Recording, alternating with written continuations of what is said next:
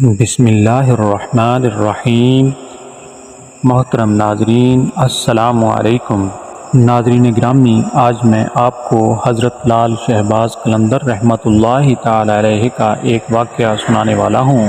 ناظرین گرامی، واقعہ بہت ہی خوبصورت اور دلچسپ ہے۔ واقعہ کو پورا سننے کے لیے ویڈیو کو آخر تک لازمی دیکھیے گا۔ حضرت لال شہباز قلندر رحمۃ اللہ تعالی علیہ کہیں تشریف لے جا رہے تھے تو انہیں ایک شخص نظر آیا جو ایک ریچھ کو نچا رہا تھا۔ تو انہوں نے اس شخص سے پوچھا کہ تم کون ہو؟ تو وہ شخص بولا، میں قلندر ہوں۔ اس دور میں ریچھ نچانے والے کو بھی قلندر کہتے تھے۔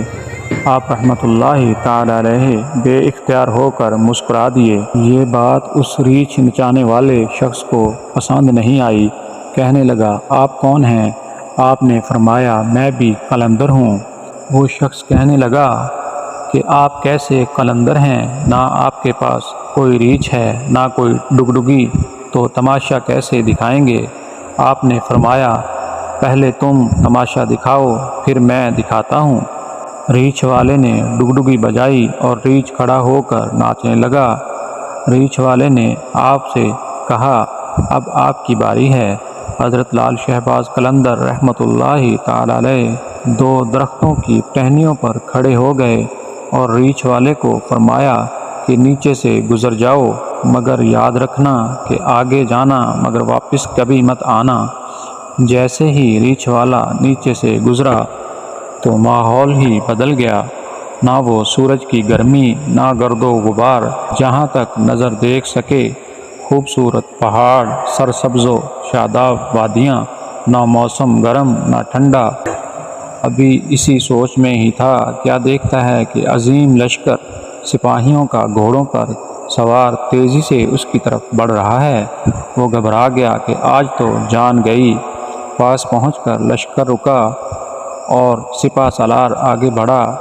اس سے پہلے وہ کچھ کہتا، سپہ سالار ریچھ والے کو بولے، بادشاہ سلامت، آپ کہاں غائب ہو گئے تھے؟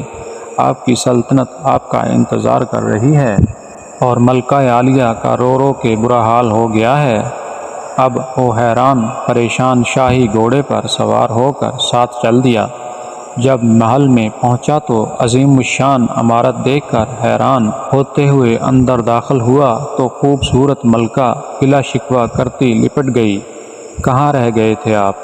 سب بھول بھلا کر نہا دھو کے شاہی پوشاک پہن کر وہ تخت پر بیٹھ گیا۔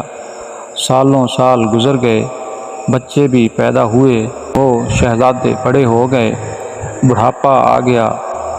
ایک دن اپنی سلطنت میں دریا کے کنارے بیٹھے ہوئے تھے تو خیال آیا کہ آخر ہوا کیا تھا۔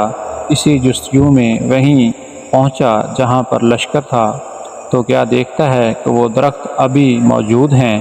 سوچا، چلو دیکھتے ہیں، اور درخت کے بیچ سے گزرا۔ ماحول ہی بدل گیا۔ وہی وقت، وہی مقام، سامنے اس کا ریچھ اور ڈگڈگی پڑی ہے۔ وہی گرمی، وہی گرد و غبار۔ پیچھے دیکھا، حضرت لال شہباز قلندر رحمۃ اللہ تعالی علیہ کھڑے تھے۔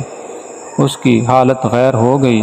بولا، جناب، میری سلطنت اور میری ملکہ، میرے شہزادے کہاں ہیں؟ تو آپ لال شہباز قلندر رحمۃ اللہ تعالی علیہ نے مسکراتے ہوئے فرمایا، یہ سب کچھ وہی تماشا تھا جسے تم دیکھنے کی آرزو رکھتے تھے۔